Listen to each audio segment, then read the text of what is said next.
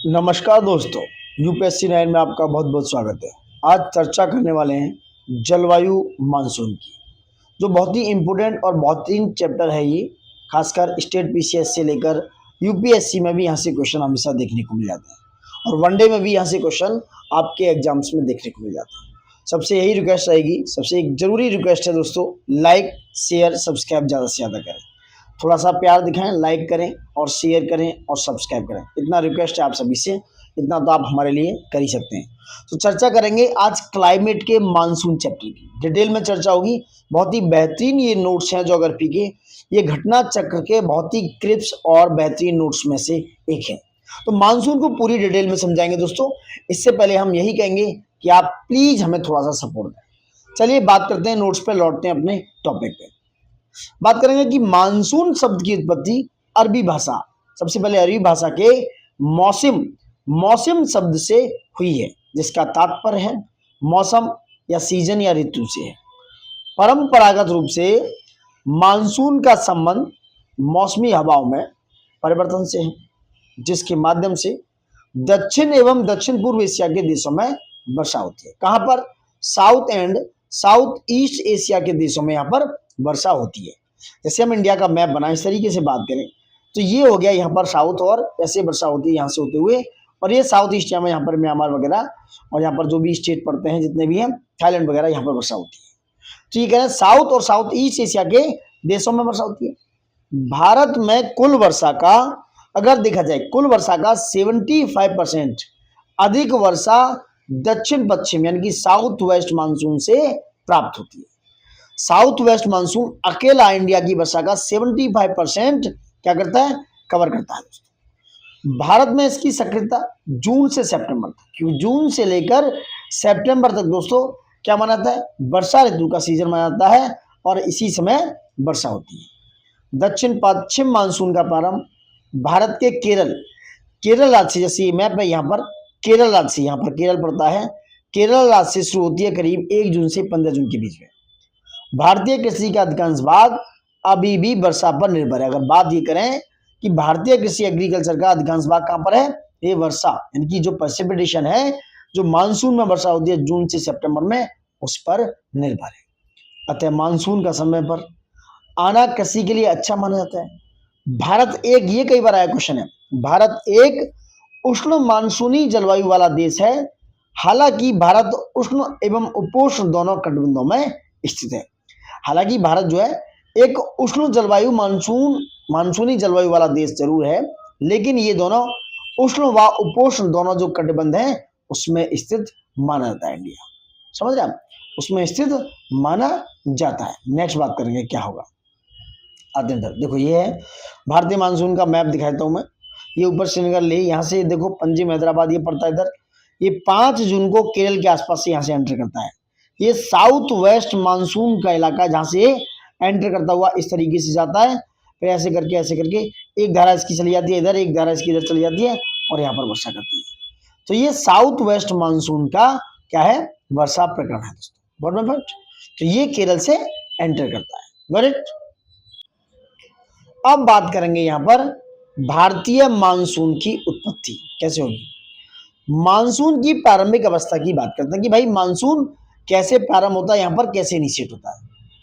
Monsoon की उत्पत्ति का मुख्य कारण जलीय तथा स्थलीय भाग का भिन्न भिन्न दर एवं मात्रा में गर्म होना है। मतलब ये जो जलीय भाग है वाटर वाला, स्थलीय भाग है जो लैंड भाग है, वो भिन्न भिन्न रेट से, डिफरेंट टाइप के रेट से और मात्रा में गर्म होना है। ग्रीष्म ऋतु में भारत के उत्तर पश्चिम नॉर्थ वेस्ट भाग में तापमान बहुत उच्च हो जाता है, यानी कि ऊंचा हो जाता है, जिस कारण यहाँ पर निम्न वायुदाब क्षेत्र विकसित हो जाता है दोस्तों। कैसा? लो प्रेशर एरिया विकसित हो जाता है। इसके विपरीत हिंद महासागर अपेक्षाकृत ठंडा है। कैसा है? अगर बात करें तो हिंद महासागर अपेक्षाकृत ज्यादा ठंडा रहता है। इंडियन ओशियन अरेबियन सी से, जो अरेबियन है, अरेबियन सी से हिंद महासागर ज्यादा ठंडा रहता है और वहां पर उच्च वायुदाब बना रहता है। जो हिंद महासागर इंडिया के नीचे यहाँ पर इस तरीके से, ये इंडिया का इलाका हो गया इस तरीके से, तो यहाँ पर जो हिंद महासागर इंडियन ओशन फैला हुआ है, यहाँ लक्षद्वीप से लेकर अरेबियन सी से लेकर बे ऑफ बंगाल तक, ये ठंडा रहता है और वहां पर हाई प्रेशर डेवलप हो जाता है। कैसा, हाई प्रेशर डेवलप हो जाता है दोस्तों। Got my point. नेक्स्ट बात करेंगे क्या होगा, ठीक है। तो हिंद महासागर अपेक्षाकृत कैसा रहता है, ठंडा रहता है, और वहां पर दोस्तों हाई प्रेशर बना रहता है। इससे अंत उष्णकटिबंधीय अभिसरण क्षेत्र जिसे बोलते हैं इंटर ट्रॉपिकल कन्वर्जेंस, जो ITCZ उत्तर की ओर यानी कि ये ऐसे है तो ये नॉर्थ की ओर, इधर नॉर्थ की ओर स्थानांतरित यानी कि खिसक जाता है। अतः ITCZ विषुवत रेखा के निकट निम्न वायु दबाव वाला क्षेत्र है। तो पूछा जाए कि अंत उष्णकटिबंधीय अभिसरण क्षेत्र कैसा है, तो ये विषुवत रेखा के निकट लो प्रेशर का क्या है, एक एरिया है जहां उत्तरी तथा दक्षिणी गोलार्धों से व्यापारिक पवनें आकर मिलती है, यानी कि वह नॉर्थ और साउथ दोनों गोलार्ध से व्यापारिक ट्रेड विंड आकर मिलती हैं, वो है ITCZ। समझ रहे हैं आप, इस तरीके से देखो ये यहाँ इस तरीके से ये ITCZ वाला एरिया है, या नॉर्थ और साउथ से आकर पवनें क्या करती हैं, गिरती हैं और मिलती है। Got my point. चलिए नेक्स्ट बात करते हैं, जहां उत्तरी दक्षिण गोलार्ध में व्यापारिक पवनें मिलती हैं, इस क्षेत्र में वायु ऊपर की ओर उठती है। इसके उत्तर की ओर खिसकने से दक्षिण पूर्वी यानी कि साउथ ईस्ट व्यापारिक पवनें 40 से 60 डिग्री पूर्वी देशांतर के बीच, कहां पर, पूर्वी देशांतर के बीच भूमध्य रेखा पार करती है और दिशा परिवर्तन के बाद यह दक्षिण पश्चिम मानसून के रूप में भारत में प्रवेश करती है। अतः अंत उष्णकटिबंधीय अभिसरण क्षेत्र दैट इज कॉल्ड ITCZ की स्थिति में परिवर्तन का संबंध हिमालय के दक्षिण भाग में पश्चिमी जेट प्रवाह द्वारा अपनी स्थिति से प्रत्यावर्तन ऑल्ट्रेशन से भी होता है दोस्तों, समझ रहे हैं। वहीं पूर्वी जेट प्रवाह की उत्पत्ति हिमालय तथा तिब्बत के उच्च स्थलों के ग्रीष्म तापन समर हीटिंग से होती है। इन उच्च स्थलों में हुई विकिरण से क्षोभमंडल में वायु का दक्षिणावर्ती परिसंचरण यानी कि क्लॉकवाइज सर्कुलेशन आरंभ हो जाता है और वायु राशि दो दिशाओं में चलने लगती है। इन धाराओं में एक भूमध्य रेखा की ओर बहने लगती है जिसे पूर्वी जेट प्रवाह के नाम से जाना जाता है। मतलब ये जो दो धाराएं इस तरीके से, एक इधर भूमध्य रेखा की ओर बहने लगती है, ठीक है, भूमध्य रेखा की ओर, ऐसे इक्वेटर की ओर, और पश्चिमी जेट प्रवाह ग्रीष्म ऋतु में भी मध्य एशिया के ऊपर बहती है। कहां पर, मध्य एशिया, मिडिल एशिया को बहती है। वहीं भारतीय जलवायु पर, जो भारतीय जलवायु है उस पर हिमालय एवं तिब्बत का बहुत गहरा प्रभाव पड़ता है। यानी अगर देखा जाए तो जो भारतीय जलवायु है उस पर हिमालय एवं तिब्बत का बहुत गहरा असर देखने को मिलता है दोस्तों। भारत में मानसून पवनों की उत्पत्ति हिमालय एवं मध्य एशिया के ग्रीष्म तापन, बड़ा कर लेता हूं थोड़ा सा, किससे, हिमालय एवं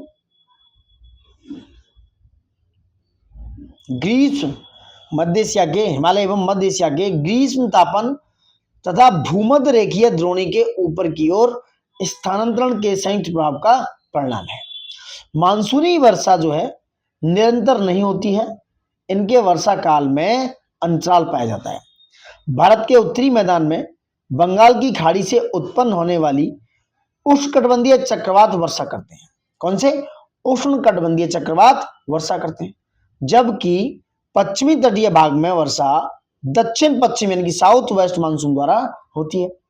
भारत के पश्चिमी तट पर वर्षा की गहनता समुद्र तट से दूर घटने वाली मौसमी दशाओं तथा पूर्वी अफ्रीका के तट के साथ भूमध्य रेखीय जेट प्रवाह की स्थिति पर निर्भर करती है। बंगाल की खाड़ी में उठने वाली उष्णकटिबंधीय चक्रवातों की संख्या तथा उनके मार्ग में अंतः उष्णकटिबंधीय अभिसरण ITCZ की स्थिति पर निर्भर करते हैं। किस पर, उनके मार्ग में जो उष्णकटिबंधीय यानी कि ट्रॉपिकल साइक्लोन है या ITCZ की स्थिति उस पर निर्भर करते हैं। इसे मानसून द्रोणी यानी मानसून ट्रफ कहते हैं दोस्तों, समझ रहे हैं। अब देखेंगे मानसून में विच्छेद, ब्रेक इन द मानसून। जब मानसून पवनें 2 सप्ताह या इससे अधिक अवधि के लिए वर्षा करने में असफल रहती है तो वर्षा काल में शुष्क दौर आ जाता है। इसे मानसून का विच्छेद कहते हैं। मानसून विच्छेद का प्रमुख कारण उष्णकटिबंधीय चक्रवातों में कमी आना या भारत में अंतः उष्णकटिबंधीय अभिसरण क्षेत्र ITCZ की स्थिति में परिवर्तन आना है दोस्तों, समझ रहे आप। मानसून का प्रत्यावर्तन, the retreat of the monsoon, वह दक्षिण पश्चिमी मानसून भारत के उत्तर पश्चिम भाग से 1 सितंबर से लौटना शुरू कर देता है। नॉर्थ वेस्ट से 1 सितंबर से लौटना शुरू कर देता है और 15 सितंबर तक पश्चिमी उत्तर प्रदेश, पंजाब, हरियाणा, राजस्थान तथा गुजरात के अधिकांश भागों से चला जाता है। वहीं मध्य अक्टूबर तक दक्षिण पश्चिम मानसून, साउथ वेस्ट मानसून दक्षिणी प्रायद्वीप तक लौट आता है। लौटती हुई पवनें बंगाल की खाड़ी से जल वाष्प यानी कि इवोपरेशन के कारण जल वाष्प ग्रहण कर लेती हैं और उत्तर पूर्वी नॉर्थ ईस्ट मानसून के रूप में तमिलनाडु पहुंचकर वहां पर वर्षा करती है। दोस्तों क्या करती हैं? वर्षा करती हैं। Got my point? चलिए आगे बात करेंगे। अब आते हैं दोस्तों क्वेश्चन आंसर पे। प्रश्न को देखेंगे। Question answer is very important. सबसे रिक्वेस्ट है ज्यादा से ज्यादा लाइक करें दोस्तों, प्लीज शेयर करें और सब्सक्राइब करना तो बिल्कुल मत भूलिए। It's request to all of you. चलिए बात करते हैं क्या है। मानसून शब्द की व्युत्पत्ति हुई है अरबी भाषा से। किससे? मानसून शब्द की उत्पत्ति अरबी भाषा से हुई है। मानसून शब्द की उत्पत्ति अरबी भाषा के मौसम शब्द से हुई है, जिसका तात्पर्य है मौसम या ऋतु। नेक्स्ट देखेंगे क्वेश्चन नंबर 2। कथन: भारत मूलतः एक मानसूनी देश है। उच्च हिमालय उसे जलवायु संबंधी विशेषता प्रदान करता है। कौन सा एक? सही उत्तर है। कथन और कारण दोनों सही हैं दोस्तों। और कथन कारण जो है, जो रीजन है, वो कथन की व्याख्या भी कर रहा है। रीजन जो है कथन की, असर्शन की व्याख्या भी कर रहा है। सो ए इज आंसर होना चाहिए। A is your right answer. Right. So now A is your answer. A स्पष्टीकरण है, दोनों का सही एक्सप्लेनेशन है। देख सकते हो भारत मूलतः मानसूनी देश है। यहाँ की जलवायु में मानसूनी जलवायु की लगभग सभी विशेषताएं पाई जाती है। गवर्नमेंट ठीक है। तो भारत मूलतः क्या है दोस्तों? मानसूनी देश है एक। यहाँ की जो जलवायु है उसकी चर्चा करेंगे। मानसूनी जलवायु की लगभग सभी विशेषताएं पाई जाती हैं। अतः कथन यहाँ पर ए सही हो गया। हिमालय पर्वत भारतीय जलवायु की इस मायने में विशेषता प्रदान करता है, क्योंकि यह मानसूनी हवाओं के लिए एक भौतिक अवरोध उत्पन्न करता है, मतलब एक फिजिकल अवरोध, बैरियर उत्पन्न करता है, जिसके फलस्वरूप भारत में मानसूनी हवाओं का पूर्णतः प्रसार संभव हो पाता है और मानसून की भरपूर वर्षा हो पाती है। साथ ही यह मध्य एशिया से आने वाली जो शीत हवाओं को रोककर, जो मध्य एशिया से आती हैं, जो मेडिटेरियन सी से होकर ऐसे आती हैं, उन हवाओं को, जो शीत हवाएं, कोल्ड हवाएं, उनको रोककर भारत की पूरी तरह रक्षा भी करता है। इस प्रकार यह दो भिन्न जलवायु वाले भागों को पृथक करता है। कारण क्या है? आर कथन का सही एक्सप्लेनेशन है दोस्तों। नेक्स्ट बात करते हैं क्वेश्चन नंबर 3। देख सकते हो भी, तो यह यहाँ पे मध्यताप की बात हो रही है। IAS 1994 में आया क्वेश्चन है, इस तरह नहीं आते हैं क्वेश्चन। अभी नेक्स्ट क्वेश्चन इंपोर्टेंट क्वेश्चन की तरफ बढ़ेंगे। कथन और कारण का है क्वेश्चन। ये कथन और कारण है। भारत की जलवायु उष्णकटिबंधीय मानसून की तरह है। भारत की जलवायु उष्णकटिबंधीय मानसून की तरह। ये वर्ड्स लिख लो कि ट्रॉपिकल मानसून की तरह भारत की जलवायु, भारत का मानसून है। और कारण क्या है? भारत उष्णकटिबंधीय अक्षांशों के बीचों बीच अवस्थित है दोस्तों। अभी हमने बात की थी कि भारत जो है उपोष्ण और उष्ण दोनों ही अक्षांशों में पाया जाता है। सब ट्रॉपिकल और ट्रॉपिकल लैटिट्यूड के बीच में है। सो आर गलत हो गया, ए सही है। So B is your answer. A सही है और R is wrong that. Bharat एक उष्णकटिबंधीय मानसूनी जलवायु वाला देश है। भारत उष्णकटिबंधीय अक्षांशों, अगर बात करें 23 डिग्री 30 मिनट उत्तर से 23 डिग्री 30 मिनट दक्षिणी अक्षांशों के बीचों बीच अवस्थित नहीं है, बल्कि इसकी मुख्य भूमि का विस्तार 8 डिग्री 4 मिनट से लेकर 37 डिग्री 6 मिनट उत्तरी अक्षांशों के मध्य है। ये बात याद रखना, वेरी वेरी इंपोर्टेंट क्वेश्चन। तो क्या है? भारत उष्णकटिबंधीय अक्षांशों के बीचों बीच नहीं अवस्थित है। नेक्स्ट देखेंगे, भारत के किस राज्य में मानसून का आगमन सबसे पहले होता है? अभी बात हुई थी केरल। 5 जून के आसपास, 1 जून से 5 जून के आसपास केरल में एंटर होता है। दक्षिण पश्चिम मानसून का प्रारंभ भारत के केरल राज्य से शुरू होता है और भारतीय कृषि का अधिकांश भाग अभी भी वर्षा पर ही निर्भर है। नेक्स्ट बात करेंगे क्वेश्चन नंबर 6। देखिए क्या है। भारत में ग्रीष्मकालीन मानसून के प्रवाह की सामान्य दिशा क्या हो सकती है? जो ग्रीष्मकालीन वर्षा होती है, देखो इस तरीके से आप देख सकते हो। ये नॉर्थ है, ये साउथ हो गया, ये ईस्ट और ये वेस्ट। तो कह रहा है दक्षिण पश्चिम से उत्तर पूर्व, मतलब यहाँ से मानसून जाता हुआ इधर की तरफ मूव करता है। कैसे? कलर चेंज करते हैं थोड़ा सा। ये यहां से जाता हुआ उत्तर पूर्व की तरफ नॉर्थ ईस्ट का, यानी कि दक्षिण पश्चिम से मानसून की दिशा नॉर्थ ईस्ट उत्तर पूर्व की तरफ होती है। भारत में ग्रीष्मकालीन मानसून की प्रवाह की सामान्य दिशा दोस्तों दक्षिण पश्चिम से उत्तर पूर्व की ओर होती है। शीतकाल में इसकी दिशा उत्तर पूर्व से दक्षिण पश्चिम की ओर होती है। भारत में अधिकांश वर्षा इसी दक्षिण पश्चिम मानसून से ही प्राप्त होती है। Got my point? इसी साउथ वेस्ट मानसून से ही क्या है, मोस्टली वर्षा, करीब 75% वर्षा जो भारत को प्राप्त होती है इसी साउथ वेस्ट मानसून से प्राप्त होती है। Got my point? नेक्स्ट बात करेंगे अब। क्वेश्चन नंबर नेक्स्ट है 7 नंबर पर आते हैं। भारत में मानसून की उत्पत्ति निम्नलिखित पवनों में किसके द्वारा होती है? आरओ यारो री एग्जाम 2016 का वेरी वेरी इंपोर्टेंट। तो ये जो उत्पत्ति होती है दक्षिण पश्चिम पवनों के द्वारा, मतलब साउथ और वेस्ट में, जो वेस्ट है ये साउथ वेस्ट, इन पवनों के द्वारा, पश्चिम पवनों के द्वारा किसकी, मानसून की उत्पत्ति होती है। सो दक्षिण पश्चिम साउथ वेस्ट पवनों के द्वारा। नेक्स्ट बात करेंगे। भारतीय उपमहाद्वीप पर ग्रीष्म ऋतु में उच्च ताप और निम्न दाब हिंद महासागर से वायु का कर्षण यानी कि ड्रॉज करते हैं, जिसके कारण प्रवाहित होती है दक्षिण पश्चिम मानसून। ग्रीष्म ऋतु में भारत में उच्च तापमान के कारण उत्तर पश्चिम भारत में निम्न दाब की स्थिति यानी कि वहां पर लो प्रेशर की स्थिति उत्पन्न बनती है, जिस कारण दक्षिण पश्चिम मानसूनी हवाएं भारत में प्रवेश कर जाती है। यानी कि जो साउथ वेस्ट वाली मानसूनी हवाएं हैं जिनसे ये दक्षिण पश्चिम मानसून आता है, वो क्या है, वो हवाएं भारत में प्रवेश कर जाती है दोस्तों। Got my point?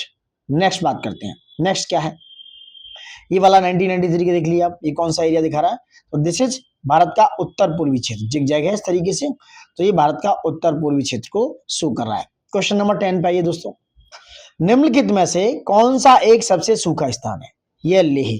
लेह में सबसे कम वर्षा होती है, ये बात हो रही है। लेह भारत में सबसे कम वर्षा का क्षेत्र है। कौन सा? लेह, लद्दाख वाला। यह भारत का सबसे शुष्क स्थलों में से एक माना जाता है दोस्तों। तो लेह, दिल्ली, बेंगलुरु, मुंबई में से लेह जो है भारत में सबसे कम वर्षा का क्षेत्र माना जाता है। Got my point? अब नेक्स्ट क्वेश्चन देखो, क्वेश्चन नंबर 11 है, क्या है, भारत का उष्ण कटिबंध और उपोष्ण कटिबंध में विभाजन करने के आधार के रूप में मानी गई जनवरी की समताप, जिसे बोलते हैं आइसोथर्म रेखा है, दैट इज 18 डिग्री सी। आ सकता है क्वेश्चन, देखो थोड़ा सा। तो भारत को उष्ण कटिबंध और उपोष्ण कटिबंध में विभाजन करने के आधार के रूप में मानी गई जनवरी की समताप रेखा कौन सी? आइसोथर्म जो रेखा है वो 18 डिग्री सी है दोस्तों। Got my point? नेक्स्ट देखिए, ये वाला भी देख सकते हो, आइए इसमें क्वेश्चन है, क्वेश्चन नंबर 13 पे आते हैं, क्या है, भारत के किस भाग में सर्वाधिक दैनिक यानी कि जो डे, दिन का तापांतर है, डे में तापांतर पाया जाता है सर्वाधिक, सबसे ज्यादा ये पाया जाता है राजस्थान के मरुस्थलीय क्षेत्रों में। दैनिक तापांतर से मतलब है दोस्तों कि दिन में तो वहां बहुत ज्यादा गर्मी पड़ती है और रात को वहां बहुत ज्यादा ठंडा हो जाता है, क्योंकि वो डेजर्ट वाला इलाका है, वो बहुत ही ज्यादा सनलाइट को, सन एनर्जी को, सन रेज को एब्जॉर्ब कर लेता है, और शाम होने के बाद रात को वहां बहुत ज्यादा टेम्परेचर गिर जाता है। तो राजस्थान के मरुस्थलीय क्षेत्रों में, डेजर्ट वाले एरिया में सबसे ज्यादा दैनिक तापांतर पाए जाते हैं। Got my point? तो भारत में राजस्थान के मरुस्थलीय क्षेत्रों में सर्वाधिक दैनिक तापांतर पाया जाता है। यहाँ का तापमान असामान्य रूप से दिन की अपेक्षा रात में कम होता है, क्योंकि रात में वहां टेम्परेचर डाउन हो जाता है दोस्तों। दैनिक तापांतर मरुस्थलीय जलवायु की विशेषताओं में से एक है दोस्तों। कैसा है? मरुस्थलीय जलवायु की विशेषताओं में से एक माना जाता है ये दैनिक टेम्परेचर, डे का टेम्परेचर जो है दोस्तों। Got it? नेक्स्ट बात करेंगे। नेक्स्ट क्वेश्चन की तरफ आते हैं। 14 number is very very important.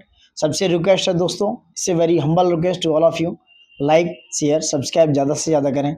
समझ रहे हैं? थोड़ा सा तो अप्रोच दें हमारे लिए, थोड़ा सा प्यार दें। चलिए आगे बात करेंगे।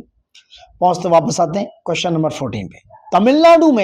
तमिलनाडु में मानसून के सामान्य महीने यानी कि जो इजी गोइंग महीने कौन से हैं? तमिलनाडु में जब वो वर्षा होती है, वो उसकी बात हो रही है कि तमिलनाडु में, क्योंकि तमिलनाडु एक वृष्टि छाया प्रदेश में पड़ता है, और वहां से लौटता हुआ उत्तर पूर्वी मानसून जो आता है, यहाँ से जो लौटता हुआ उस मानसून से बे ऑफ बंगाल से वो ह्यूमिडिटी लेकर, बे ऑफ बंगाल से वो वाष्प लेकर, तब जाकर नवंबर दिसंबर में ठंड के महीने में वर्षा करते हैं। Very important. तो तमिलनाडु में वर्षा होती है नवंबर और दिसंबर। तो सामान्य महीने कौन से हैं? ठंड वाले जो आजकल चल रहे हैं। अक्टूबर से दिसंबर माह के मध्य दक्षिण भारत में उत्तर पूर्व, देखो नॉर्थ ईस्ट मानसून का मौसम रहता है। इसे रिट्रीटिंग मानसून भी कहते हैं। मानसून, इसे रिट्रीटिंग मानसून, लौटता हुआ या वापसी वाला मानसून भी कहते हैं। तो दक्षिण भारत में उत्तर पूर्व मानसून का मौसम होता है, जो मुख्य रूप से आंध्र प्रदेश, रायलसीमा, तमिलनाडु ये सब जगह सक्रिय रहता है। यही तमिलनाडु का मुख्य वर्षा वाली अवधि होती है। उल्लेखनीय है कि इसी मानसून के समय 26 दिसंबर 2004 को तमिलनाडु के तटीय क्षेत्रों में सुनामी आई थी। 26 दिसंबर 2004 को। तो answer is D. Got my point. Next question बातें हैं। क्वेश्चन नंबर 15 क्या कहता है? भारतीय मानसून मौसमी विस्थापन से इंगित है, जिसका कारण है। भारतीय मानसून मौसमी विस्थापन से इंगित है, जिसका कारण क्या हो सकता है? स्थल तथा समुद्र का विभेदी तापमान, मतलब लैंड एंड जो सी है उसका जो विभेदी तापमान है, टेम्परेचर है, उसके कारण मौसमी विस्थापन इंगित होता है। दोस्तों भारतीय मानसून मौसमी विस्थापन वाला है, जिसकी दिशा 6 माह तक जाड़े में उत्तर पूर्व से दक्षिण पश्चिम, याद रखना, जिसकी दिशा 6 माह तक, ऐसे करके मैं बता देता हूं एक बार, ईस्ट से वेस्ट, नॉर्थ से साउथ, थोड़ा कलर चेंज करते हैं, रेड पे आ जाते हैं। तो इसकी दिशा 6 मंथ ये नॉर्थ ईस्ट से ऐसे करके दक्षिण पश्चिम, या दक्षिण पश्चिम की तरफ रहती है, ऐसे रहती है। और शेष 6 मास तक ग्रीष्म में दक्षिण पश्चिम से उत्तर पूर्व रहती है, मतलब मैं कलर चेंज करता हूं, यहां से ग्रीष्म में ये दक्षिण पश्चिम ऐसे रहेगी। शेष जो ग्रीष्म में, समर में दक्षिण पश्चिम से उत्तर पूर्व रहती है। दोस्तों समझ रहे हैं? इन मानसूनी हवाओं की उत्पत्ति किससे होती है? तापक्रम में, यानी कि टेम्परेचर में जो वेरिएशन है, तापक्रम में भिन्नता के कारण होती है, या अन्य किसी कारण से इस पर पर्याप्त मतभेद हो सकते हैं। दो संकल्पनाएं देख देते हैं। नंबर 1 तापीय संकल्पना और नवीन संकल्पना। Now we are talking about तापीय संकल्पना। मानसून की उत्पत्ति स्थल और जल, यानी कि लैंड और सी, यानी कि वाटर जो है, उसके असमान संगठन तथा उनके गर्म व ठंडा होने के विरोधी स्वभाव के कारण होती है। दोस्तों अर्थात इस पर सूर्य के उत्तरायण, यानी कि उत्तर की तरफ, नॉर्थ की तरफ चले जाना एवं दक्षिणायन होने का पर्याप्त प्रभाव है, यानी कि सूर्य का नॉर्थ और साउथ में हो जाना भी इस बात को इंडिकेट करता है। ये टेम्परेचर की एक संकल्पना है। नवीन संकल्पना देखते हैं। मानसूनी हवाओं की उत्पत्ति वायु दाब और हवाओं की पेटियों के खिसकाव के कारण होती है। जो मानसूनी हवाएं दोस्तों, वो एयर प्रेशर और जो हवा की पट्टियां हैं उनमें खिसकाव, जैसे ITC-Z कभी इधर कैप्रिकॉर्न पर चला जाएगा, और सॉरी कैप्रिकॉर्न पर, कभी ट्रॉपिक ऑफ कैंसर पर चला जाएगा।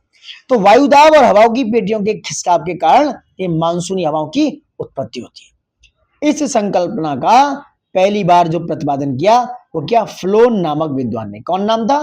फ्लोन, FLON, फ्लोन नामक विद्वान ने किया। दोस्तों गॉट माय पॉइंट। चलिए आगे बात करेंगे। नेक्स्ट क्वेश्चन देखते हैं। नेक्स्ट क्वेश्चन है 16 पे आ जाते हैं। क्या है? What is 16? चलिए IAS का क्वेश्चन है, वेरी इंपोर्टेंट, इनको हिट करना आपके लिए बहुत जरूरी है। ऐसे क्वेश्चन आते हैं। चलिए, दक्षिण भारत से उत्तरी भारत की ओर मानसून की अवधि घटती है, कह रहे हैं, ऐसे कर लेते हैं। दक्षिण भारत यानी कि ये साउथ, ये नॉर्थ, उत्तर भारत की ओर मानसून की अवधि घटती है, ये कह रहा है घटती है, बिल्कुल सही है। यहां से मानसून इधर कमजोर होता जाता है, क्योंकि यहां ज्यादातर लैंड एरिया है, लैंड एरिया है, प्लेन है, यहाँ पे बहुत सारी बिल्डिंग्स बनी हुई हैं, तो यहाँ पर समुद्र का अभाव है, यहाँ पे पानी का अभाव होने के कारण उनको वाष्प इवोपरेशन नहीं मिल पाता है। इसलिए दक्षिण भारत से उत्तर भारत की ओर, नॉर्थ की ओर मानसून की अवधि घटती है, क्योंकि वहां पर इवोपरेशन यानी कि वाष्प की कमी देखने को मिलती है। और भी कारण हो सकते हैं, बट ये एक मेजर कारण है। दूसरा, उत्तरी भारत के मैदानों में वार्षिक वृष्टि की मात्रा पूर्व से, ईस्ट से पश्चिम की ओर घटती है। ये बात भी सही है दोस्तों, यानी कि ईस्ट में वर्षा ज्यादा होती है, वेस्ट में कम होती है। जैसे यहाँ गुजरात, राजस्थान, और आप इलाके देख सकते हो, मध्य प्रदेश का जो वेस्टर्न इलाका है, ये सारे इलाके देख सकते हो। तो ईस्ट से उत्तर भारत के मैदानों में वार्षिक वृष्टि की मात्रा पूर्व से पश्चिम की ओर घटती है। दोनों ही कथन सही है। So C is your right answer. 1 and 2 both are right answer. ठीक है गाइस, देखिए रिक्वेस्ट है, लाइक शेयर सब्सक्राइब कर दे रही। कोशिश मैं पूरी कर रहा हूँ कि एक अच्छी नॉलेज आप तक पहुंचे, प्रोवाइड हो सके, क्योंकि यहाँ से क्वेश्चन आपके एग्जाम में आते आते हैं। अब देखो एक्सप्लेनेशन की बात करेंगे। दक्षिण भारत में, दक्षिण भारत की अपेक्षा साउथ इंडिया की मैं बात करता, ऐसे मैप बना लो, this is south, this is north, this is east, this is west. तो दक्षिण भारत की अपेक्षा उत्तर भारत में मानसून की अवधि कम होती है, क्योंकि दक्षिण भारत में मानसून जून में, यहाँ केरल से, इस तरह से इंडिया का मैप भी है ये, केरल से भारत में प्रवेश करने में दक्षिण की अपेक्षा अधिक समय लगता है। इसी प्रकार वापसी में भी मानसूनी हवाएं दक्षिण भारत की अपेक्षा उत्तर भारत से जल्दी पलायन कर जाती हैं। देखो मैंने कहा ना, और भी कारण है। तो ये मानसून की जो हवा है, जो ये बहुत बड़ा कारण है, तो वो क्या करती हैं? पलायन करती हैं। इसी प्रकार वापसी में भी मानसूनी हवाएं दक्षिण भारत की अपेक्षा उत्तर भारत से जल्दी पलायन करती हैं। उत्तर भारत के मैदानों में वार्षिक वृष्टि की मात्रा पूर्व से पश्चिम की ओर घटती आती है। Very very important question, miss मत करना इसको। क्या है? घटती आती है। Come to the question number 70। भारतीय मानसून का पूर्वानुमान करते समय कभी कभी समाचारों में उल्लेखित होता है इंडियन ओशियन डाइपोल, जिसे बोलते हैं आईओडी, इंडियन ओशियन डाइपोल के संदर्भ में। कौन सा सही है दोस्तों? चलिए, आईओडी इंडियन ओशियन डाइपोल परिघटना उष्णकटिबंधीय पश्चिमी हिंद महासागर एवं उष्णकटिबंधीय पूर्वी प्रशांत महासागर के बीच सागर पृष्ठ के तापमान के अंतर से विशेषित होती है। दूसरा कौन सा सही है? देखो पहला गलत है दोस्तों, अभी चर्चा करेंगे। दूसरा है इंडियन ओशियन डाइपोल जिसे बोलते हैं वो परिघटना मानसून पर एल नीनो के असर को प्रभावित कर सकती है। ये बात सही है। इंडियन ओशियन डाइपोल ये जो है क्या है, मानसून पर एल नीनो के असर को प्रभावित कर सकती है। ये सही है। So B is your answer. B is your answer. First is wrong. First is wrong. First is wrong क्यों है? पढ़िए दोस्तों। इंडियन ओशियन डाइपोल को भारतीय नीनो यानी कि इंडियन नीनो के नाम से भी जाना जाता है। क्वेश्चन आ गया कि व्हाट इज इंडियन नीनो, तो इंडियन ओशियन डाइपोल को इंडियन नीनो कहते हैं। यह समुद्री सतह के तापमान के अनियमित दोलन का परिणाम है, जिसमें पश्चिमी हिंद महासागर का तापमान प्रकारांतरण पूर्वी हिंद महासागर की अपेक्षा, समझ रहे आप, पश्चिमी यानी कि इस तरीके से, फिर से मैं बनाता हूं, ईस्ट और वेस्ट, यहाँ पश्चिमी हिंद महासागर की बात हो रही है, इंडियन ओशन की बात हो रही है, उसका तापमान प्रकारांतरण पूर्वी हिंद महासागर से, ये इंडियन पूर्वी वाला ओशन है, इंडियन ओशन है, हिंद महासागर, उसकी अपेक्षा गर्म व ठंडा हो जाता है। ये वाला ज्यादा हॉट और ठंडा हो जाता है। अतः कथन एक गलत हो गया और मानसून पर एल नीनो के असर को प्रभावित कर सकता है, ये बात सही है। बट कथन दो सही है, विकल्प भी सही हो सकता है दोस्तों। नेक्स्ट क्वेश्चन पाइए, देखिए कितने बेहतरीन क्वेश्चन है। क्वेश्चन नंबर 18 पे बात करेंगे। क्या है? क्या है क्वेश्चन नंबर 18? कथन और कारण, आगरा और दार्जिलिंग एक ही अक्षांश पर है। इस तरह से देखेंगे तो आगरा और दार्जिलिंग एक ही लैटिट्यूड पर है, किंतु जनवरी में आगरा का जो टेम्परेचर है वो 16 डिग्री सेल्सियस हो जाता है तथा दार्जिलिंग का 4 डिग्री सेल्सियस। दार्जिलिंग का कहां पर है? वेस्ट बंगाल में, 4 डिग्री सेल्सियस। कारण क्या है? ऊंचाई के साथ तापमान, अगर आप ऊपर जाएंगे तापमान टेम्परेचर में घटता है, गिरावट देखने को मिलती है, तथा विरल वायु के कारण मैदानी प्रदेशों की तुलना में पर्वतीय प्रदेश अधिक ठंडे होते हैं, क्योंकि जो वायु विरल हो जाती है, थोड़ी डेंस हो जाती है, इसलिए वहां पर ठंड ज्यादा लगती है और पर्वतीय जो प्रदेश हैं वो ज्यादा ठंडे हो जाते हैं। कह रहे हैं कौन सा सही है? ए आर दोनों सही है। आर ए का सही व्याख्या है। सुनाओ, B is your answer. PCS 2022 का क्वेश्चन है। Got my point? चलिए नेक्स्ट बात करेंगे। क्या है नेक्स्ट? और नेक्स्ट समझो, ऊंचाई के साथ तापमान में दोस्तों, ऊंचाई के साथ तापमान में कमी आती है, ऊंचाई के साथ तापमान में कमी आती है तथा विरल वायु के कारण मैदानी प्रदेशों की तुलना में पर्वतीय प्रदेश अधिक ठंडे होते हैं।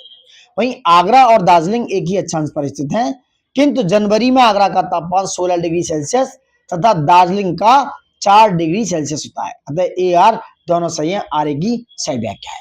नेक्स्ट बात करें, अमृतसर एवं शिमला लगभग एक ही अक्षांश पर स्थित है अगर देखा जाए तो, परंतु उनकी जलवायु में भिन्नता का कारण है, सबसे बड़ा कारण है उनकी ऊंचाई में भिन्नता। क्या है? उनकी ऊंचाई में भिन्नता दोस्तों। अमृतसर 31 डिग्री 29 मिनट से लेके 32 डिग्री 3 मिनट नॉर्थ में, और शिमला 30 डिग्री 45 मिनट से 31 डिग्री 44 मिनट नॉर्थ में स्थित है। लगभग एक ही अक्षांश पर है अप्रोक्सीमेटली, परंतु उनकी जलवायु में भिन्नता का कारण उनकी ऊंचाई में भिन्नता का होना है। अमृतसर की समुद्र तल से ऊंचाई 175 से 200 मीटर है, क्योंकि हम समुद्र तल से नापते हैं, जबकि शिमला की समुद्र तल से ऊंचाई 300 से 6000 मीटर है।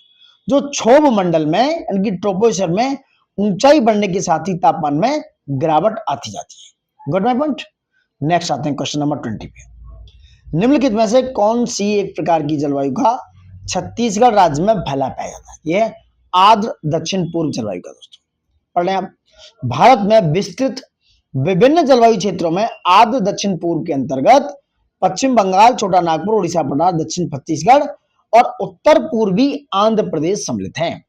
वहीं उपाद्र संकमणीय के अंतर्गत मध्य गंगा मैदान यानी कि जो पूर्वी उत्तर प्रदेश और पश्चिमी बिहार का भाग आता है, ये उपाद्र तटीय के अंतर्गत कोरोमंडल तट का क्षेत्र आता है। तो उपाद्र महाद्वीपीय जलवायु क्षेत्र का विस्तार ऊपरी गंगा मैदान में है दोस्तों। Got my point? नेक्स्ट आइए, निम्नांकित क्षेत्रों में कौन सा क्षेत्र मानसून की अरब सागर शाखा का अधिक प्रभावित नहीं होता है। कौन से जो है कौन सा क्षेत्र मानसून की अरब सागर शाखा से अधिक प्रभावित नहीं होता है? तो दिस इज छत्तीसगढ़ बेसिन। तो छत्तीसगढ़ बेसिन ऐसा है जो ज्यादा प्रभावित नहीं होता दोस्तों, ठीक है, क्योंकि छत्तीसगढ़ जो बेसिन है मानसून की अरब सागर शाखा से अधिक प्रभावित नहीं होता है। क्योंकि छत्तीसगढ़ अगर आप मैप में देखेंगे, इस तरीके से मैं मैप बना दूं तो यहाँ करीब छत्तीसगढ़ पड़ेगा, यहाँ मध्य प्रदेश इसके छत्तीसगढ़ पड़ेगा। क्योंकि अरब सागर से उठने वाली मानसून पश्चिमी घाट से टकराने के बाद, यहाँ से जो अरब सागर, यहाँ इंडियन ओशियन अरब सागर है, अरेबियन सी है, यहाँ से उठकर मानसून जो पश्चिमी घाट से टकराता है, यहाँ पश्चिमी घाट से टकराकर दो शाखाओं में विभक्त हो जाता है।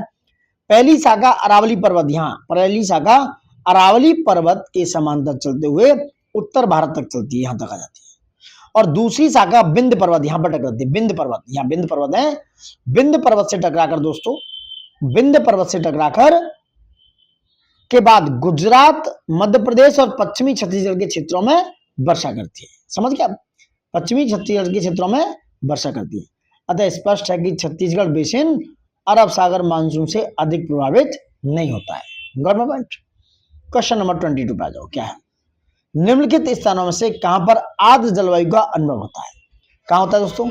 आर्द्र जलवायु पाई जाती है कोच्चि और दूसरा तेजपुर में। ये कहां पर है? कोच्चि केरल में है और तेजपुर कहां पर? असम में, ठीक है। एक और दो नहीं है यहाँ पर आर्द्र जलवायु है, तो D is your answer. Kochi और तेजपुर में अधिक आर्द्र जलवायु का अनुभव होता है दोस्तों, क्योंकि यहाँ वर्षा अधिक होती है। वर्ष 2021 में कोच्चि में 3931.9 मिलीमीटर यानी करीब अप्रोक्स 400 सेंटीमीटर वर्षा नापी गई एर्नाकुलम में। कहां पर? एर्नाकुलम में। वहीं अहमदाबाद में 598.8 मिलीमीटर, गॉट 1402.7 मिलीमीटर ये सोनितपुर में दोस्तों वर्षा हुई। तेजपुर असम में है 140 सेंटीमीटर। अतः स्पष्ट है कि कोच्चि एवं तेजपुर में अन्य दोनों स्थानों की अपेक्षा अधिक वर्षा महसूस हुई। यहाँ वर्षा महसूस नहीं हुई, एक्चुअल में यहाँ वर्षा वर्ष के कई महीनों में होती है। अतः आर्द्र जलवायु यहाँ अनुभव किया जा सकता है। क्वेश्चन नंबर 23 पाइए दोस्तों, क्या हो सकता है? मानसून का निर्वर्तन इंगित होता है, क्या है? मानसून का अगर आना होता है तो क्या है? साफ आकाश को दिखाता है। बंगाल की खाड़ी में अधिक दाब परिस्थितियां बन जाती हैं। स्थल पर तापमान के बढ़ने से होता है। 1, 2, 3 इज योर आंसर। उत्तरी भाग से जब मानसून लौटने लगता है तो प्रारंभ में तापमान में थोड़ी सी वृद्धि होती है। मानसून के लौटने के साथ साथ उत्तर पश्चिम में विस्तृत निम्न दाब का क्षेत्र बंगाल की खाड़ी की ओर बढ़ने लगता है और इस समय आकाश स्वच्छ हो जाता है दोस्तों। सो C is your answer. Next बात करें, क्या 24 पूरे वर्ष 30 डिग्री नॉर्थ और 60 डिग्री साउथ अक्षांशों के बीच बहने वाली हवाएं पछुआ हवाएं यानी वेस्टर्लीज कहलाती हैं। दूसरा है भारत के उत्तर पश्चिम क्षेत्र में शीतकालीन वर्षा लाने वाली आर्द्र वायु सहितियां, समझ रहे हैं? भारत के नॉर्थ वेस्ट क्षेत्र में शीतकालीन वर्षा लाने वाली आर्द्र वायु सहितियां की मॉइस्चर वाली एयर मॉसेज वो पछुआ हवाओं के भाग हैं। ये कह रहे हैं इनमें से कौन सा सही है? बोथ में से कौन सा सही है दोस्तों? देखते हैं। ठीक है दोस्तों, देखो पहला गलत है, दूसरा सही, केवल दो सही है। सामान्यतः 30 से 60 डिग्री अक्षांशों के मध्य दोनों गोलार्धों में पछुआ पवनें चलती हैं। वहीं उपोष्ण वायुदाब कटिबंध से उपध्रुवीय निम्न वायुदाब कटिबंध की ओर चलने वाली पश्चिम पवनों को पछुआ पवन कहते हैं। कौन सी है पछुआ पवनें? जो उपोष्ण यानी कि सब ट्रॉपिकल वायुदाब वाला एरिया है उस कटिबंध से उपध्रुवीय निम्न वायुदाब कटिबंध की ओर चलने वाली पश्चिमी पवनों को पछुआ पवन कहते हैं।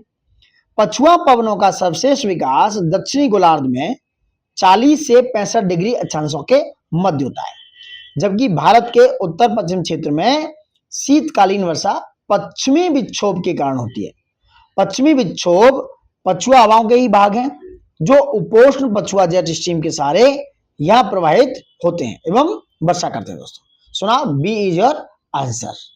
नेक्स्ट बात करेंगे, very very important, ITCZ, inter tropical convergence zone की बात करेंगे। आईटीसीजेड एक निम्न वायुदाब पेटी स्थित है। कहां पर दोस्तों? भूमध्य रेखा पर। यह इक्वेटर के आसपास सिचुएटेड है। गवर्नमेंट तो inter tropical convergence zone that is called ITCZ या अंतः उष्णकटिबंधीय अभिसरण क्षेत्र है जो विषुवतीय या भूमध्य रेखीय अक्षांशों में विस्तृत गर्त एवं निम्न दाब का लो प्रेशर का क्षेत्र माना जाता है। यहीं पर उत्तर पूर्वी एवं दक्षिण पूर्वी व्यापारिक पवनें आपस में मिलती हैं। कौन सी मिलती हैं? यहाँ पर मिलती हैं उत्तर पूर्वी यानी कि नॉर्थ ईस्ट वाली और दक्षिण पूर्वी ये वाली, यहाँ पर ये पवनें आपस में मिलती हैं और यह अभिसरण क्षेत्र विषुवत वृत्त या भूमध्य रेखा के लगभग समानांतर होता है, लेकिन सूर्य की आभासी गति के साथ साथ या उत्तर या दक्षिण की ओर खिसकता है। अतः विकल्प डी भूमध्य रेखा पर सही उत्तर है। नेक्स्ट बात करेंगे 26 बात है। क्या है? राजस्थान में मई जून महीनों में उत्पन्न होने वाली धूल भरी आंधियों के लिए उत्तरदायी है। ये क्या है? राजस्थान की बात कर रहा हूं। कुछ स्थानों पर समवहनीय धाराओं की उत्पत्ति। सुनाओ, ए इज योर आंसर। ये दोनों क्या है? गलत है। ए इज योर आंसर दोस्तों, गॉट इट। कुछ स्थान पर समवहनीय धाराओं की उत्पत्ति इज योर आंसर। देखिए क्या है, मई जून माह में पश्चिम की तरफ से, ऐसे अगर देखेंगे यहाँ वेस्ट की तरफ से गर्म हवाएं चलती हैं, यानी कि मई जून में पश्चिम की तरफ से देख रहे होंगे आप, यहाँ से गर्म हवाएं चलती हैं जिन्हें लू कहते हैं। इस लू के कारण यहाँ निम्न वायुदाब का क्षेत्र बन जाता है, तो यहाँ पर एक लो प्रेशर एरिया बन जाता है। इस निम्न वायुदाब की पूर्ति हेतु उच्च वायुदाब वाले क्षेत्रों से तेजी से हवा उठकर आती है। तो जहां पर हाई प्रेशर एरिया है वहां से क्या है? हवाएं उठकर आएंगी और जो अपने साथ धूल भरी आंधियां लाती हैं। अतः कुछ स्थानों पर संवहनीय धाराओं की उत्पत्ति राजस्थान में मई जून माह में उत्पन्न होने वाली धूल भरी आंधियों के लिए उत्तरदायी है। अरावली पर्वत श्रेणियां दक्षिण पश्चिम मानसून हवाओं के चलने की दिशा के अनुरूप होने के कारण मार्ग में बाधक नहीं बन पाती, अतः मानसून पवन सीधी निकल जाती है। Got my point? देखो एक्सप्लेनेशन नंबर 1 पर चल रहा है, इसलिए प्लीज लाइक शेयर सब्सक्राइब ज्यादा से ज्यादा करें दोस्तों। मानसून वाला चैप्टर यहाँ से क्वेश्चन आते आते हैं, तो मिस मत कीजिएगा, लास्ट तक बने रहिए और एक एक चीज को बारीकी से समझिए। लौटते हैं अपने क्वेश्चन नंबर 27 पर। राजस्थान में बहुत कम वर्षा होती है क्योंकि दोस्तों हवाएं किसी प्रकार की बाधाओं को पार नहीं करती, जिसके कारण ठंडा होने के लिए आवश्यक ऊंचाई नहीं प्राप्त होती है। इसलिए क्या है? इस प्रकार की बाधाओं को पार नहीं करती। राजस्थान में बहुत कम वर्षा होती है क्योंकि हवाएं किसी प्रकार की बाधाओं को पार नहीं करती हैं, जिसके कारण ठंडा होने के लिए आवश्यक ऊंचाई नहीं प्राप्त होती है। अरावली पर्वत श्रेणियां दक्षिण पश्चिम यानी कि साउथ वेस्ट मानसून हवाओं के चलने की दिशा के अनुरूप होने के कारण मार्ग में बाधक नहीं बन पाती, अतः मानसून पवन सीधी निकल जाती है। Got my point? Question number 28 पे आते हैं। क्या है? निम्न ऋतुओं को भारतीय कैलेंडर के अनुसार कालक्रम में व्यवस्थित कीजिए। क्या है? यह है, देखो पहले बसंत आती है, उसके बाद ग्रीष्म, उसके बाद शरद, उसके बाद वर्षा। सुनाओ, 3 2 4 1 is your answer. 3 2 4 1 is your answer. बसंत, उसके बाद ग्रीष्म, उसके बाद वर्षा, उसके बाद शरद। Got my point? चलिए आगे बात करेंगे। एनसीईआरटी के अनुसार भारतीय परंपरा के अनुसार वर्ष की द्विमासिक 6 ऋतुओं में बांटा जाता है। ये इस प्रकार है। बसंत होती है चैत से वैशाख दोस्तों, ग्रीष्म होती है जेठ से आषाढ़, वर्षा होती है श्रावण से भाद्र, शरद होती है आश्विन से कार्तिक, हेमंत होती है मार्गशीर्ष से पौष और शिशिर होती है माघ से फागुन दोस्तों। नेक्स्ट देखेंगे क्वेश्चन नंबर 29। कोपेन ने भारत के विशाल मैदान की जलवायु के लिए निम्नलिखित में से कौन से शब्दों का प्रयोग किया था? ये CWG। कोपेन ने भारत के विशाल मैदान की जलवायु के लिए CWG शब्द का प्रयोग किया। इसका तात्पर्य शुष्क शीत वाला मानसूनी प्रकार की जलवायु होता है। नेक्स्ट देखिए क्या है, 30 आते हैं क्वेश्चन नंबर 30 की तरफ। कोपेन के जलवायु वर्गीकरण के अनुसार निम्नलिखित में से कौन सा उत्तरी बंगाल, नॉर्थ बंगाल सहित उत्तर पूर्वी नॉर्थ ईस्ट भारत का उपयुक्त वर्णन है? यह है शुष्क सर्दी सहित आर्द्र उपोष्ण जलवायु। कोपेन के जलवायु वर्गीकरण के अनुसार उत्तरी बंगाल सहित उत्तर पूर्वी भारत का वर्णन शुष्क सर्दी सहित आर्द्र उपोष्ण जलवायु करता है, CWG कहते हैं। 31 देखिए क्या है, कोपेन के जलवायु वर्गीकरण के अनुसार उत्तर बिहार की जलवायु किससे बदल जा सकती है? CWG से। देख सकते हैं आप, BPSC 17 का क्वेश्चन है। आगे बढ़ेंगे। अब बात करेंगे दोस्तों वर्षा, प्रेसिपिटेशन की। इसी का सेकंड पार्ट है प्रेसिपिटेशन, वर्षा का दोस्तों। ठीक है, अब तक मानसून और जलवायु की बात हुई, वर्षा की बात करेंगे। सबसे जरूरी रिक्वेस्ट वही फिर से है, लाइक शेयर सब्सक्राइब ज्यादा से ज्यादा करें। इस चैप्टर को हम कंप्लीट करते हैं, अब आगे बढ़ते हैं। देखिए क्या है, भारत में सामान्य रूप से, थोड़ा बड़ा कर लेता हूं, भारत में सामान्य रूप से जून से सितंबर तक वर्षा ऋतु होती है, जब संपूर्ण देश पर दक्षिण पश्चिम या साउथ वेस्ट मानसून प्रभावी होता है। इस समय उत्तर पश्चिमी भारत में, ऐसे देखो उत्तर पश्चिम भारत में, कहां पर, ये ईस्ट हो गया, ये वेस्ट, ये नॉर्थ और ये साउथ। तो इस समय उत्तर पश्चिम भारत में ग्रीष्म ऋतु में बना निम्न वायुदाब, तो उत्तर पश्चिम में यहाँ पर क्या है, लो प्रेशर बनता है, लो प्रेशर एरिया। निम्न वायुदाब का क्षेत्र अधिक तीव्र एवं व्यवस्थित होता है। इस निम्न वायुदाब के कारण ही दक्षिण पूर्वी व्यापारिक पवनें, तो साउथ ईस्ट ट्रेड विंड हवाएं हैं, जो कि दक्षिणी गोलार्ध में मकर रेखा की ओर से भूमध्य रेखा को पार करती है। कहां से, यहां साउथ में से क्या करती हैं, वो मकर रेखा को पार कर जाती है। यहां से मकर रेखा को पार करके किधर जाती है, भूमध्य रेखा को पार करती है, इक्वेटर को पार कर जाती है, ये इक्वेटर एक तरीके से। तो भारत की ओर आकर्षित होती है, भारत की ओर क्या होती है, अट्रैक्ट होती है, तथा भारतीय प्रायद्वीप से लेकर बंगाल की खाड़ी एवं अरब सागर तक प्रसारित हो जाती है, मतलब फैल जाती है दोस्तों। समुद्री भागों से आने के कारण आर्द्रता से परिपूर्ण ये पवनें अचानक भारतीय परिसंचरण से घिरकर दो शाखाओं में विभाजित हो जाती हैं तथा प्रायद्वीपीय भारत की ओर तेजी से आगे बढ़ती हैं। और दक्षिण पश्चिम मानसूनी पवनें, साउथ वेस्ट मानसून पवनें जब स्थलीय भागों में प्रवेश करती हैं तो प्रचंड गर्जन एवं तड़ित झंझावत के साथ तीव्रता से घनघोर वर्षा करती हैं। इस प्रकार पवनों के आगमन एवं उनसे होने वाली वर्षा का मानसून का फूटना अथवा टूटना कहा जाता है दोस्तों, समझ रहे हैं। और इन पवनों की गति 30 किलोमीटर 30 किलोमीटर के आसपास, 30 किलोमीटर प्रति घंटा, यानी कि एक घंटे में करीब 30 किलोमीटर मूव कर सकती है, उससे भी अधिक होती है। और यह एक महीने के भीतर संपूर्ण देश में प्रभावी हो जाती है। मौसम विभाग द्वारा प्रस्तुत वर्ष 2021 के आंकड़ों की माने दक्षिण पश्चिम मानसून जो जून से सितंबर से लेकर भारत में 874.5 मिलीमीटर वर्षा प्राप्त करता है, जो कि दीर्घकालिक औसत वर्षा का 99% है। वहीं भारत में वास्तविक वार्षिक वर्षण जो है 1236.4 मिलीमीटर होता है और भारत में सामान्य वार्षिक वर्षण 118.7 सेंटीमीटर यानी कि 1187 मिलीमीटर होती है दोस्तों, समझ रहे हैं। एक एक चीज को अच्छे से आप देख सकते हो। भारत में औसत वार्षिक वर्षा का ये पूरा मैप है, आप देख सकते हो कहां पर कितने ये एरिया हैं। ये एरिया यहाँ से आप देख सकते हो, इस तरीके से चाहो तो मैप में मैं दिखा देता हूँ, देख लो यहाँ पर इधर ज्यादा वर्षा होती है इस वाले एरिया में और यहाँ पर भी, ठीक है। नेक्स्ट बात करेंगे अब, कुछ और नोट्स हैं इनको देख लेते हैं, चलिए बड़ा कर लेते हैं थोड़ा सा। चलिए वर्षा ऋतु में दोस्तों देश के अधिकांश भाग में हवाओं की सामान्य प्रवाह दिशा दक्षिण पश्चिम से उत्तर पूर्व, पहले बताया मैंने, यहां से ऐसे होती है, यानी कि इधर से ऐसे होती है। परंतु हिमालय की उपस्थिति के कारण ये उत्तर पूर्व गंगा के मैदान में दक्षिण पूर्व और पूर्व से प्रवाहित होती है दोस्तों, ठीक है। हिमालय की उपस्थिति के कारण उत्तर पूर्व और गंगा के मैदान में दक्षिण पूर्व और पूर्व से प्रवाहित होती है। भारत में सितंबर महीने से मानसून का प्रत्यावर्तन शुरू हो जाता है। सितंबर से क्या, रिट्रीटिंग शुरू हो जाता है, वापस आना, जिसका कारण है सूर्य का दक्षिणायन, सूर्य का साधन होने के कारण, दक्षिण की ओर होने के कारण, अतः सूर्य के दक्षिणायन होने के कारण अंतः उष्णकटिबंधीय अभिसरण क्षेत्र that is called intertropical convergence zone का दक्षिण की ओर खिसकना है। इस क्रम में उत्तर पूर्व भारत से चलने वाली मानसून बंगाल की खाड़ी से आर्द्रता ग्रहण कर तमिलनाडु विशेषतः चेन्नई में वर्षा करती है। और वहीं उत्तर पूर्वी मानसून से तमिलनाडु की कुल वर्षा का 50 से 60% प्राप्त होता है दोस्तों। ओवरऑल अगर देखा जाए तो तमिलनाडु में करीब वर्षा 50 से 60% नॉर्थ ईस्ट मानसून जो आता है, रिट्रीटिंग मानसून जो आता है, उससे होती है। भारत में सर्वाधिक वर्षा प्राप्त करने वाले क्षेत्र पश्चिमी घाट, पूर्वी हिमालय तथा मेघालय हैं। इन क्षेत्रों में 250 सेंटीमीटर से अधिक वार्षिक वर्षा होती है। वहीं दक्षिण पश्चिम मानसून यानी कि साउथ वेस्ट मानसून से इन क्षेत्रों में सर्वाधिक वर्षा होती है।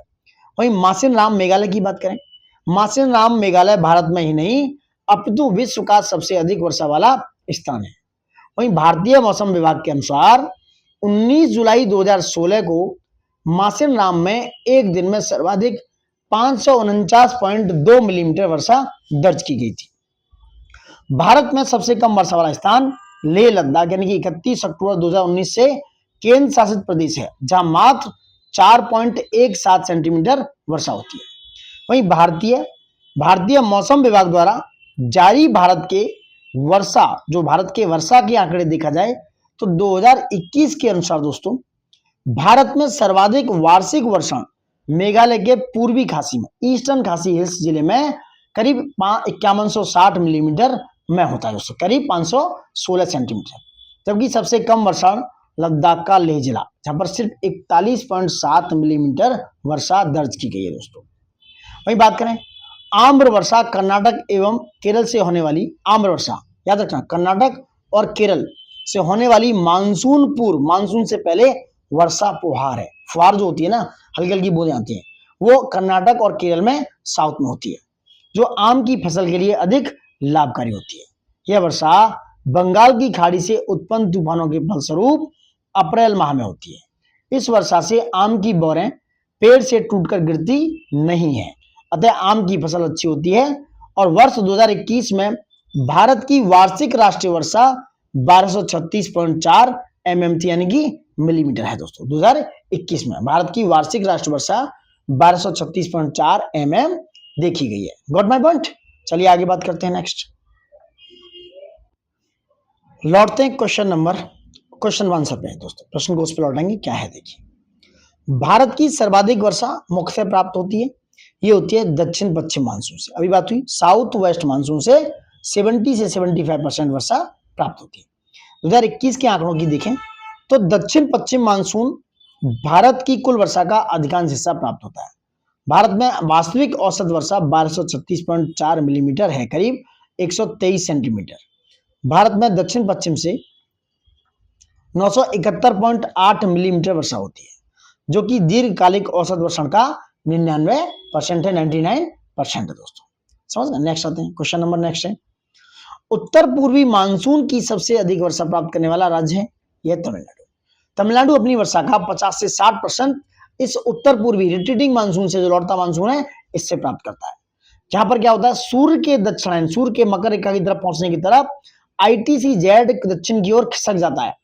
इस क्रम में उत्तर पूर्व भारत में नॉर्थ ईस्ट इंडिया से चलने वाली मानसून बंगाल की खाड़ी से वो आर्द्रता, ह्यूमिडिटी ग्रहण कर तमिलनाडु खासकर चेन्नई में वर्षा करती है। अतः उत्तर पूर्वी मानसून से तमिलनाडु की कुल वर्षा का 50 से 60% प्राप्त होता है दोस्तों। नेक्स्ट देखेंगे, निम्नलिखित राज्यों में से किसमें अधिकतम औसत वार्षिक वर्षा होती है, यह सिक्किम में। किसमें? सिक्किम में, आप देख सकते हो। नेक्स्ट देखेंगे, क्वेश्चन नंबर 4 क्या कह रहा है, निम्नलिखित स्थान दिए गए ऐसा कौन सा युग्म है जिसके दोनों नगर लगभग एक ही अक्षांश पर अवस्थित हैं, फिर भी उनकी वार्षिक वर्षा की कुल मात्रा का अंतर सर्वाधिक सुस्पष्ट है, यह अजमेर और शिलांग। दिए गए जो युग्म है वो है अजमेर और शिलांग दोस्तों, एक ही अक्षांश पर है, ऑलमोस्ट 26 डिग्री 27 मिनट। किंतु भारत की वर्षा के आंकड़े की माने तो अजमेर की वार्षिक वर्षा है 587 मिलीमीटर और शिलांग में होती है करीब 516 सेंटीमीटर, यानी कि 5160 millimetre Varsha. Got my point. ये होती है वार्षिक वर्षा, अजमेर और शिलांग। नेक्स्ट बात करेंगे, गॉट माय पॉइंट। नेक्स्ट आते हैं, एक मौसम विज्ञान केंद्र का औसत वार्षिक तापमान 26 डिग्री सेल्सियस है। इसकी औसत वार्षिक वर्षा 63 सेंटीमीटर है और इसके तापमान का वार्षिक प्रतिशत 9 डिग्री सेल्सियस है। संदर्भित केंद्र है चेन्नई दोस्तों। क्या है? केंद्र चेन्नई, ये पढ़ सकते हो, मैंने ऊपर बताए हुए हैं। ये क्या है? चेन्नई। जो आंसर क्वेश्चन नंबर 6 पे आ जाओ। IAS 2005 का क्वेश्चन है, नीचे दिए गए भारतीय नगरों में सामान्य वर्षा का सही अवरोही क्रम कौन सा है? सामान्य वर्षा का पहले कोच्चि, फिर कोलकाता, फिर पटना, फिर दिल्ली। आप देखेंगे तो कोच्चि, कोलकाता, पटना, दिल्ली देख सकते हैं। कोच्चि में सबसे ज्यादा होती है, यानी कि एर्नाकुलम में, कोलकाता में फिर उससे कम, फिर पटना में, फिर सबसे कम होती है नई दिल्ली में। पटना से कम नई दिल्ली में होती है। ये आंसर आपको पता था तो आप ये कर सकते हैं दोस्तों। नेक्स्ट क्वेश्चन देखिए, मैंगो सावर यानी कि आम्र वर्षा संबंधित है किससे? है आमों की बौछार से। BPSC का क्वेश्चन है और ये साउथ में कर्नाटक और केरल वाले इलाके में होती है दोस्तों। ठीक है, मानसून से पूर्व वर्षा है ये आम्र वर्षा। Got my point. चलिए नेक्स्ट आइए, नेक्स्ट क्या हो सकता है? आम्र वर्षा जो कर्नाटक एवं केरल में होने वाली मानसून पूर्व वर्षा फुहार है, जो आम की फसल के लिए अत्यधिक लाभकारी होती है। यह वर्षा बंगाल की खाड़ी से उत्पन्न तूफानों के फलस्वरूप अप्रैल माह में होती है। इस वर्षा से आम की बौरें पेड़ से टूटकर गिरती नहीं है, अतः आम की फसल अच्छी होती है। भारत में सबसे कम वर्षा वाला स्थान है लेह दोस्तों। क्या है? लेह। लेह जो है भारत में करीब 4.17 सेंटीमीटर, बीकानेर में 32 सेंटीमीटर, जैसलमेर में 31.67 और चिरापुंजी में 1100 सेंटीमीटर वर्षा होती है। आंकड़े आप पढ़ सकते हो। नेक्स्ट क्वेश्चन, निम्नलिखित में से किस स्थान पर सबसे कम वार्षिक वर्षा होती है? That is Leh. चेरापूंजी अवस्थित है मेघालय राज्य में। चेरापूंजी भारत के पूर्वोत्तर राज्य मेघालय में स्थित है। मासिन नाम से पहले विश्व में सर्वाधिक वर्षा वाला स्थान चेरापूंजी ही हुआ करता था। नेक्स्ट बात है, भारतवर्ष में सर्वाधिक वर्षा पश्चिमी घाट हिमालय क्षेत्र तथा मेघालय क्षेत्र में होती है। कहां पर? पश्चिमी घाट हिमालय क्षेत्र तथा मेघालय क्षेत्र में भारत में सर्वाधिक वर्षा होती है। Got my point? चलिए आगे बात करेंगे। भारत में दोस्तों सर्वाधिक वर्षा प्राप्त करने वाले जो क्षेत्र हैं वह पश्चिमी घाट, पूर्वी हिमालय, ईस्टर्न हिमालय जो नॉर्थ ईस्ट में, मेघालय, यहाँ पर सबसे ज्यादा वर्षा होती है। इन क्षेत्रों में 250 सेंटीमीटर से अधिक वर्षा होती है। वहीं दक्षिण पश्चिम मानसून से इन क्षेत्रों में सर्वाधिक वर्षा होती है। नेक्स्ट आते हैं क्वेश्चन नंबर 12 पे। भारत में वर्षा का अधिक होते हुए भी यह देश प्यासी धरती समझा जाता है, इसका कारण है। इसका कारण इसलिए दोस्तों, वर्षा के पानी का तेजी से बह जाना। कोई भी आर्टिफिशियल ऐसा कोई डेवलपमेंट नहीं है जिससे उस पानी को स्टोर किया जा सके। दूसरा है वर्षा के पानी की शीघ्रता से भाप बनकर उड़ जाना। तीसरा है वर्षा का कुछ थोड़े ही महीनों में जोर होना। तीनों ही आंसर ऐसे हैं सही है, तो D is your answer. Bharat में होने वाली वार्षिक वर्षा का 75% से अधिक भाग दक्षिण पश्चिम मानसून से जो जून से सितंबर के मध्य प्राप्त होता है। जून से सितंबर के मध्य, अर्थात मात्र 4 महीने में ही अधिकांश वर्षा हो जाती है। साथ ही दक्षिण पश्चिम मानसून से होने वाली वर्षा का जल या तो तेजी से बह जाता है या भाप बनकर उड़ता है। इस प्रकार शेष 8 महीनों में भारत को वर्षा की कमी का सामना करना पड़ता है, जबकि भारत की वार्षिक राष्ट्रीय वर्षा 1236.4 मिलीमीटर है। और इन्हीं कारणों से कभी कभी यह समझा जाता है कि भारत में वर्षा का अधिक होते हुए भी धरती अभी भी प्यासी है। दोस्तों क्वेश्चन नंबर 13 देखते हैं। निम्नलिखित में से कौन सी जल प्रबंधन युक्ति भारत में लागत का अधिकतम लाभ देने वाली है? वर्षा के जल का संचयन। दोस्तों जल प्रबंधन युक्ति द्वारा वर्षा जल का संचय आसानी से बिना अतिरिक्त खर्च के टैंक एवं बांध बनाकर किया जा सकता है। इसके द्वारा सतह का जल स्तर भी ऊपर आ जाएगा, जिससे जल की समस्या काफी हद तक कम की जाएगी, कम हो सकती है। तमिलनाडु इस मामले में अग्रणी राज्य रहा है। अतः इस प्रकार वर्षा के जल का संचयन जल प्रबंधन की यह युक्ति जिसके द्वारा भारत में लागत का अधिकतम लाभ प्राप्त हो सकता है, ये वेरी इंपोर्टेंट है। दोस्तों क्वेश्चन नंबर 14 पे आ जाओ। निम्नलिखित में से भारत के किन क्षेत्रों में औसत 200 मिलीमीटर वर्षा होती है? कौन से हैं दोस्तों? केरल, तमिलनाडु, कर्नाटक? नहीं, और देखते हैं ऑप्शन में, पश्चिम बंगाल, उड़ीसा और बिहार। तो केरल कौन कौन से? केरल, जम्मू कश्मीर है। दोस्तों प्रश्न काल में अगर देखा जाए तो कौन था, ये पढ़ लेना पूरा, जम्मू कश्मीर आंसर है। क्वेश्चन नंबर नेक्स्ट आओ 15 पे। झारखंड में वर्षा किस मानसून से होती है? झारखंड में दोस्तों साउथ वेस्ट मानसून, दक्षिण पश्चिम मानसून से वर्षा होती है, क्योंकि झारखंड में वर्षा दक्षिण पश्चिम मानसून से होती है। यहाँ अधिकांश वर्षा जून से सितंबर माह में होती है। दोस्तों ये मैप देखिए आप, तो यहाँ पर वर्षा दिखाई गई है। तो ये वाला इलाका यहाँ 100 से 150 सेंटीमीटर होती है। ये यहाँ पर जो नेपाल वाली तटी है, और ये इधर छत्तीसगढ़, उड़ीसा, आंध्र प्रदेश वाला इलाका है, ये वाला। Got my point? तो यहाँ 100 से 150 सेंटीमीटर वर्षा का प्रावधान है, वहां उसी तरीके से वर्षा होती है। Got my point? चलिए आगे बात करें। नेक्स्ट, जब पुष्कर की पहाड़ियों की भारी वर्षा होती है, जब पुष्कर की पहाड़ी में भारी वर्षा होती है तो बाढ़ कहाँ आती है? ये आती है बालोतरा में। आर्य इसका क्वेश्चन पढ़ लेना। बालोतरा पंचप्रदा क्षेत्र राजस्थान के पश्चिमी क्षेत्र की ओर ढलान पर स्थित है, वहां पर भीषण बाढ़ आ जाती है। नेक्स्ट देखेंगे, ये पढ़ना है, इसका क्वेश्चन है भारतीय मौसम विज्ञान के अनुसार। नेक्स्ट, जहां 24 घंटे में 2.5 मिलीमीटर या उससे ऊपर की वर्षा को वर्षा का दिन कहा जाता है। कथन और कारण पढ़िए आप, क्या हो सकते हैं। गंगा के मैदान में यदि कोई पश्चिम और उत्तर पश्चिम को चले तो मानसूनी वर्षा घटती हुई मिलेगी। दोस्तों पश्चिम से उत्तर पश्चिम की ओर चले तो, ठीक है। दूसरा है, गंगा के मैदान में कोई ज्यों ज्यों ऊपर को बढ़ता जाएगा आर्द्रताधारी मानसूनी पवन और ऊंची जाति मिलेगी। कौन सा कथन सही है? ए सही है, आर दोनों सही है। ए सही व्याख्या कर रहा है, आर करता है। ए की व्याख्या आर यानी कि एक्सप्लेनेशन देता है इसका। दोस्तों गंगा के मैदान में दोस्तों पश्चिम और उत्तर पश्चिम की ओर मानसूनी वर्षा घटती जाती है, अर्थात पश्चिम से पूर्व, इधर से जाएंगे तो इधर पूर्व की ओर वर्षा बढ़ती जाती है। पश्चिम की ओर पंजाब के मैदानों में औसत वार्षिक वर्षा 600 मिलीमीटर होती है, वहीं पूर्व में गंगा के मैदान में यह 1500 मिलीमीटर तक होती है। गंगा के मैदान में ऊपर की ओर पवनों में आर्द्रता कम से कम होती जाएगी, फलस्वरूप यह पवनें ऊंचाई की ओर जाती मिलेंगी। मानसून पवनों की आर्द्रता वर्षा की मात्रा को प्रभावित करती है। So as your answer. Map वाला क्वेश्चन देख सकते हो। अब आते हैं क्वेश्चन नंबर 21 में। क्या है, क्या है दोस्तों, क्या है दोस्तों, देखो देखो कोलकाता की अपेक्षा चेन्नई अधिक गर्म है क्योंकि अक्षांश के कारण। सो 5 चीज इधर। हिमालय में हिमपात होता है तुंगता के कारण, तुंगता। पश्चिमी बंगाल से पंजाब की ओर आ जाते वर्षा कम हो जाती है, क्यों जी दोस्तों, यह समुद्र से दूरी के कारण। और सतलज गंगा मैदान में शीतकाल में कुछ वर्षा होती है, यह पश्चिमी दाब के कारण। So answer 5243 your answer. Got my point. Next देखते हैं। सो आंसर इज, आइए इसका क्वेश्चन दोस्तों, answer is C, C is your answer. देखो सैद्धांतिक रूप से चेन्नई जो है मद्रास कोलकाता कलकत्ता की अपेक्षा विषुवत रेखा से अधिक निकट है। कौन, कलकत्ता। यद्यपि अगर देखा जाए दोनों समुद्र तट पर स्थित हैं, फिर भी दोनों के बीच का अक्षांशीय अंतर चेन्नई के अधिक गर्म होने के कारण हो सकता है। तुंगता के कारण हिमालय क्षेत्र में हिमपात की घटनाएं घटित होती हैं, क्योंकि वहां पर क्या होता है, हिमपात होता है, स्नोफॉल होता है। दक्षिण पश्चिम मानसून की पूर्वी शाखा अराकान योमा एवं दक्षिणी हिमालय ढलानों से टकराकर पश्चिम की ओर मुड़कर पंजाब तक जाती है। जैसे जैसे समुद्र से दूरी बढ़ती जाती है, आर्द्रता कम होते जाने के कारण वर्षा की मात्रा में कमी होती जाती है। शीतकाल में सतलज गंगा मैदानी क्षेत्रों में होने वाली वर्षा पश्चिमी अवदाब से प्रभावित होती है दोस्तों। Got my point. Next question आते हैं 22 पे। क्या है, भारत के अर्ध शुष्क क्षेत्रों में जल ढाल विकास का प्रमाणिक चिन्ह है। यह मौसमी नदियों से जल का तटबंधीकरण करके जलाशयों के तंत्र की स्थापना करना। IAS 1994 का क्वेश्चन। भारत के अर्ध शुष्क क्षेत्रों में जब ढाल वाले स्थलों में मौसमी नदियां वर्षा जल के एकत्रण हेतु जलाशय एवं टैंकों का निर्माण किया गया है। इन क्षेत्रों में लगभग 1,20,000 छोटे टैंक बनाए गए, जिनसे 4.12 मिलियन हेक्टेयर कृषि क्षेत्र की सिंचाई संभव होती है।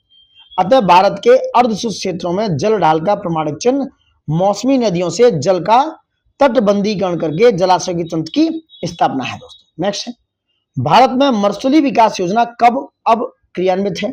कब है दोस्तों, यह दोस्तों 21 जिलों में। ये देख सकते हो पुराना क्वेश्चन 24 पे आओ।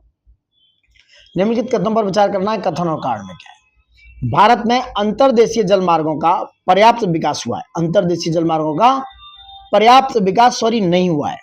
और भारत के अधिकतर भागों में वर्षा साल के 4 महीनों में होती है। सो ए और सही है, दोनों का एक्सपेंशन भी सही है। भारत में दोस्तों अंतर्देशीय जल मार्गों का पर्याप्त विकास नहीं हुआ है तथा भारत के अधिकतर भागों में वर्षा सिर्फ साल के 4 महीने में, जून जुलाई अगस्त सितंबर तक होती है। इसका मुख्य कारण है क्योंकि अधिकांश समय तक मौसमी नदियों में परिवहन योग्य जल का अभाव रहता है, जिससे अंतर्देशीय जल मार्गों के विकास में बाधा उत्पन्न हो जाती है। अतः कथन और कारण दोनों सही हैं तथा कारण कथन की सही व्याख्या कर रहा है। चेरापूंजी स्थित है दोस्तों खासी पहाड़ी पे, इंपोर्टेंट है। चेरापूंजी कहाँ है, मेघालय राज्य में खासी पहाड़ी पर स्थित है। यहाँ माथेरान के बाद सबसे ज्यादा वर्षा चेरापूंजी में होती है। पहले सबसे ज्यादा वर्षा इसी चेरापूंजी में हुआ करती थी। Got my point.